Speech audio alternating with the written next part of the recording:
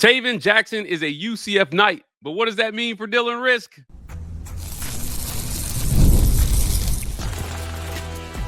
You are Locked On UCF, your daily podcast on the UCF Knights, part of the Locked On Podcast Network, your team every day.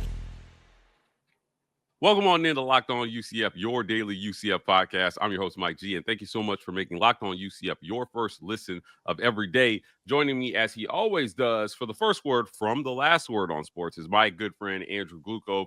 Andrew, Taven Jackson, Indiana's backup QB, has committed to the UCF Knights. We've talked a lot about QB recently. I want to talk about what this commitment means for UCF and whether this is the commitment that they were waiting for at quarterback. Does he change the dynamic of this QB room? I've got questions. Before we jump in to what you got to say, though, I want to look at his stats from last season.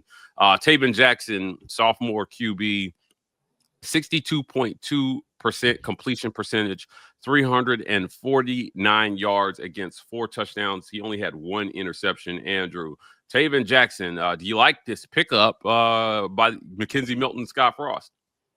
I think this is a pretty good pickup. You know, he was kind of underrated. You know, kind of stuck in the depth charts at Indiana. You know, you had Brendan Sorsby in 2023. I mean, he had a very good year, and then Curtis Rourke this past year, who transferred from Ohio to Indiana, which, as an aside, him leaving Ohio allowed a UCF product, Parker Navarro, to become the starting quarterback.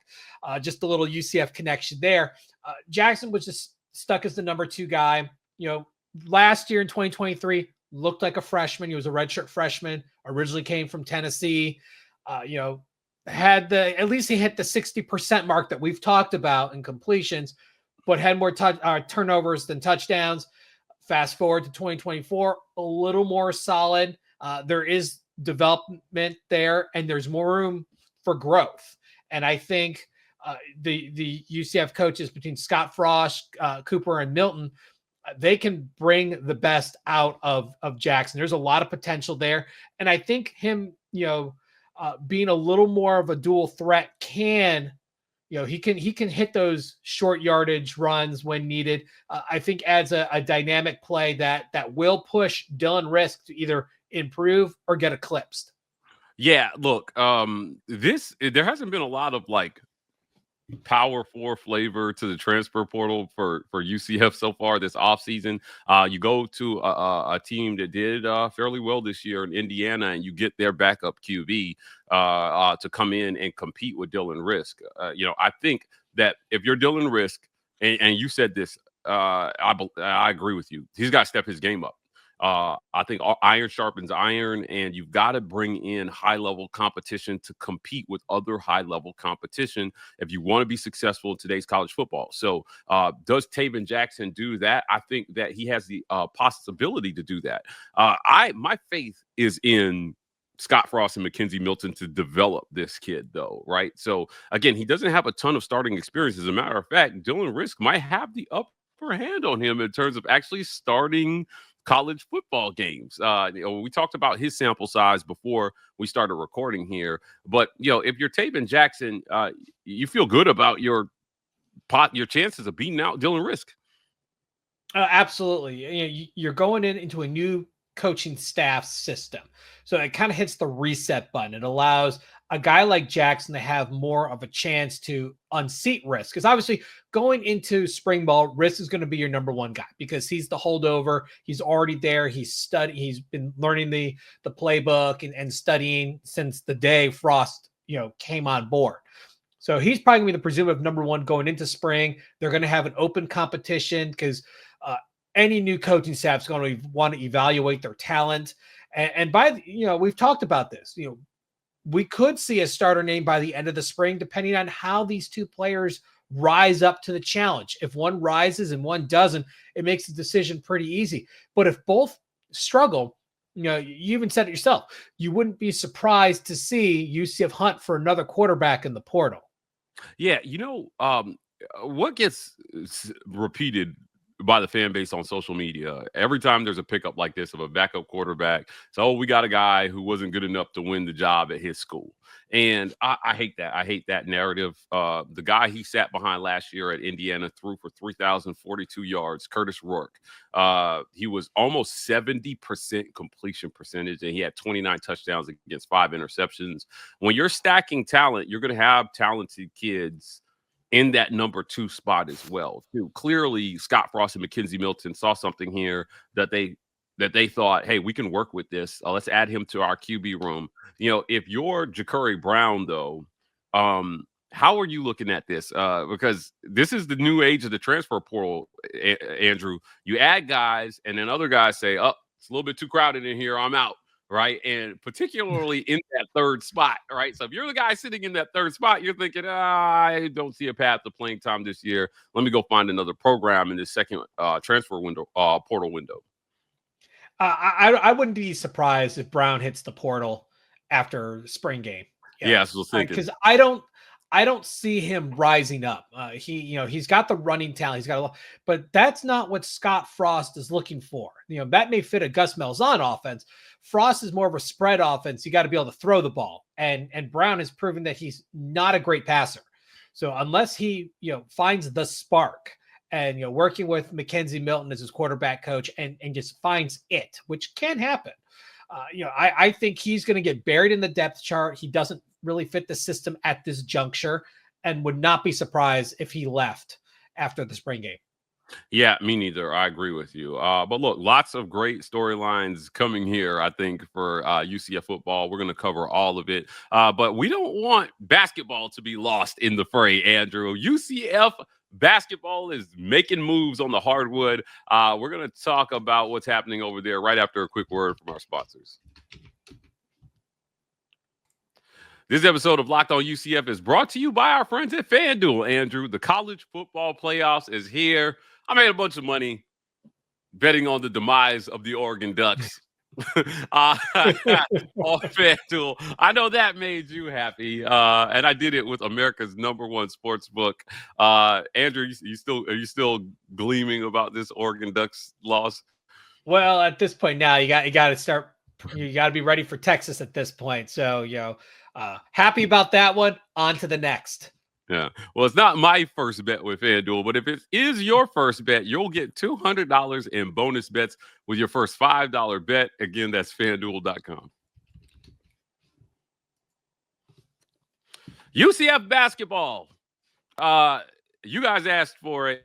We had every intention of covering it and talking about it, but recognizing the accomplishments so far this season through the non-conference and going into conference play by the UCF Knights, I think is important. Andrew, they started off with a big win against top 25 Texas A&M team, did the UCF Knights. They continued through their non-conference, tough overtime loss to LSU, but they opened conference play against Texas Tech, and they beat the Red Raiders. How are we feeling about UCF basketball?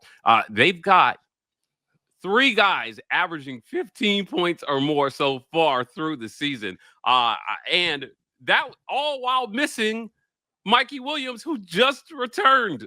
He's played in his second game was against Texas Tech. Man, what do you think about what they're doing in basketball right now? It's remarkable to watch. Well, not only were they missing Mikey Williams, they're missing Jalen Sellers too, who was one of their big holdovers from last year. This was a drastically different team last year. They kind of was holding over 500 NIT team, but they've come out guns blazing. And to get through the non-conference slate with all but one game of that non-conference slate without Sellers and Mikey Williams was, a great job. They only had 2 losses. LSU and Wisconsin.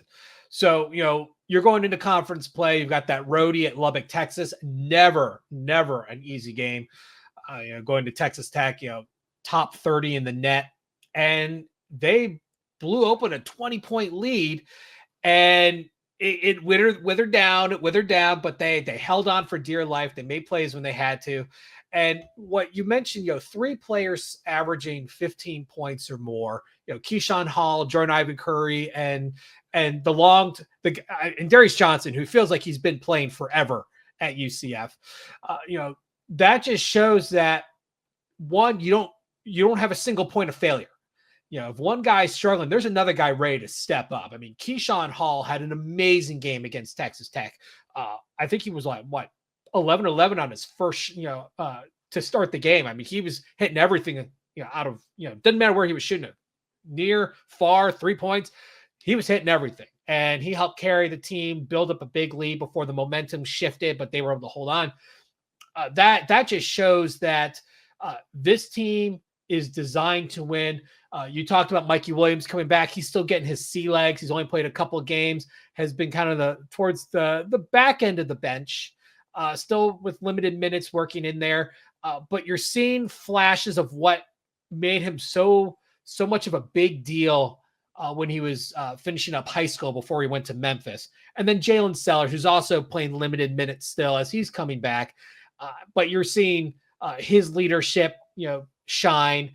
And I just think it's going to be, as this season wears on, you've got these other guys like Benny Williams and JJ Taylor who've come over from the transfer portal. It's a very heavy transfer team, but UCF basketball has historically not been a very good program. So the work that Johnny Dawkins has put into this offseason to really revamp this team to be competitive in the Big 12, comparing to the overachieving last year, I just think shows that UCF is starting to get serious about basketball. We know the Big 12 is an amazingly tough gauntlet of schools. They're going to play, other teams, Kansas. They still got, Houston and Iowa State. And Iowa State's ranked number, top 5 in the country right now. And they got to, play them on the road later this season. So you've got a lot of tough teams coming up, but you got to be excited for what this team's putting out.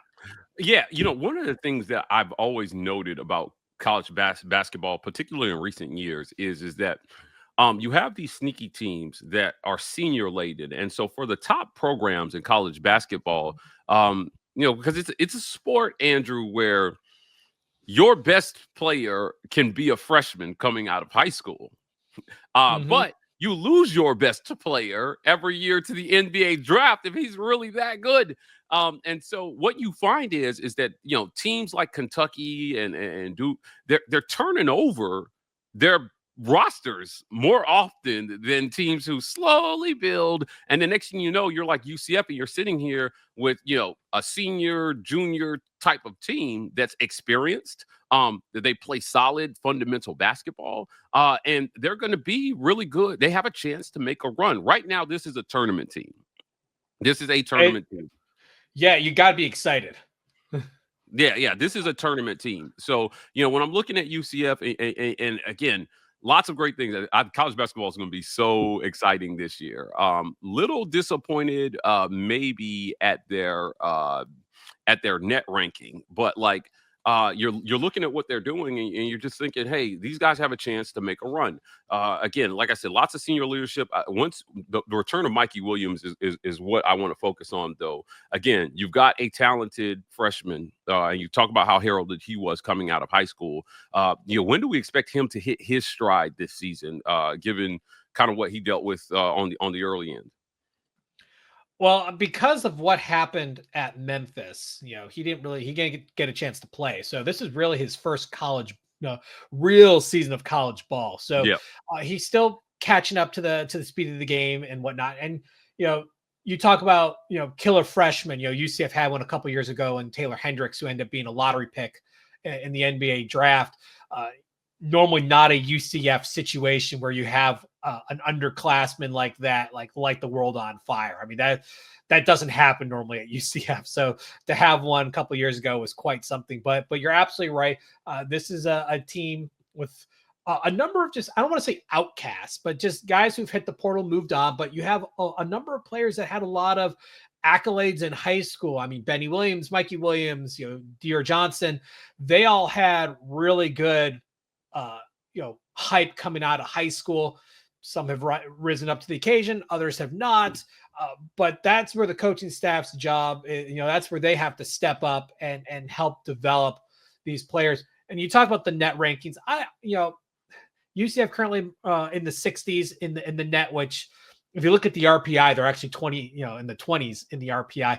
I think the net will work itself out during the conference slate. I'm not too worried about it at this point. That's why you don't see bracketology really coming out yet until the conference season starts to really shake out. You look at the conference ranking for the Big 12, and UCF in the net is like actually way down there. You've got a slew of teams in the top 20 in the net rankings. Yeah, they're 65 right now in the net. And for context for our viewers and listeners on pod, 2-1 in quad 1 games. So you haven't played a ton of quad 1 games, and that is what I think has them thinking, let's wait and see what this team is. As you get into conference play, they're going to stack up quad 1 games. They were 0-1 in quad 2 games, 3-0 in quad 3, and 5-0 in quad 4 games. Now, when you look at the top 10, Auburn is number 1 in the net right now. They played 7 quad 1 games already. And their SEC opener is actually tonight versus Missouri. So they're 6-1 in quad 1 games, with that one loss being to Duke at Cameron Indoor. Tennessee undefeated on the season, 13-0, but also they're 3-0 in quad 1 games. So they've only played 3 quad 1 games, but the net giving them a little bit more respect there. But I don't think anybody's played more quad 1 games at this point in the season than Auburn has. But you've got Marquette 4-2 in quad 1 games. They're 9th in the net. So like I said, as these quad 1 games start to stack for UCF, if they can get some wins, I think we find out what they are. Oh, exactly. There's 7 teams in the Big 12 in the top 30 in the net. So the gauntlet's coming. They're going to get their chance to really prove themselves. And as those non-conference teams that they played and beat, as their schedules continue to evolve, and as if they rise up and whatnot, that's going to affect the net as well. So you play to win the game. You win the games that you're supposed to win. Obviously, that loss was a couple of losses sting a little bit. One was a Q3 loss. Okay, that hurts. But you know what? That doesn't mean they're going to stay in quadrant 3. They have a little bit of a weighted scale of what the range of Q1 is, etc., based on if they're home or away. So if they play tougher teams away, that boosts them up. If they play they have to play even stronger teams at home to maintain that Q1 quality. But Kansas is coming up. They're going to have Iowa State later. Yeah, Houston's on the schedule. I've talked about those. They're all ranked teams. But you look at the teams that are in the top 30 net. Iowa State, West Virginia, Houston, Baylor, Arizona, Cincinnati, and Kansas, and then Texas Tech was 30th. So that's a lot of schools. That's half the conference right there. That's in the top 30 in the net. Don't worry, UCF's going to get their chance to work their way up. I love when the schedule bears everything out. Like you said, number 7 Kansas coming up for the UCF Knights on the hardwood. Can't wait to see what they do there. Look, UCF basketball is on fire right now. We're going to talk about their prospects for the rest of the season right after a quick word from our sponsors. This episode of Locked On UCF is brought to you by our friends at Rocket Money, Andrew. Do you have a bunch of subscriptions that you forgot to cancel? Yeah, I'm dealing with one right now. I know I have a bunch of subscriptions that I definitely need to get canceled. Our friends at Rocket Money can help you find solutions to canceling unwanted subscriptions. It's one of the best. The subscription tracker is the best feature, and getting those things canceled and saving that money will help you reach your money goals in 2025. Cancel your unwanted subscriptions and reach your financial goals faster with Rocket Money. Go to rocketmoney.com/locked on today. That's rocketmoney.com/locked on. As we mentioned, UCF basketball is doing well so far, 10-2 this season. The UCF Knights, they opened conference play with a win against Texas Tech. What do they have to do here in conference, you think, to solidify their spot in the NCAA tournament and maybe get one of those seeds that, above? You don't want to get stuck in that like 8 to 9 seed spot where you got a really, really tough game in the first round. Can we see UCF sneaking into a 6 seed, maybe a 5 seed? Well, I mean, obviously they're going to have to knock off one of these ranked guys. That goes without saying. Between the start of conference play, which was on New Year's Eve, December 31st, the first game they play with the team that has a net in the 100s is mid-February, February 19th against Oklahoma State. Every game in between that, everyone's in the top 100 of net. So there's no chance to rest, but these wins that UCF can bring in are far more valuable, against these other schools out there. Because remember, the net's just not about the Big 12. It's about everybody. So you're going to see, teams cannibalizing each other in conference play. So some are going to rise up, some are going to fall down. The key is do well in your non-conference slate so that your conference has a higher kind of like a starting point. And then you start having the development of the conference play. Like you're not expecting as much out of a Colorado or an Oklahoma State as you would against an Iowa State or a Kansas.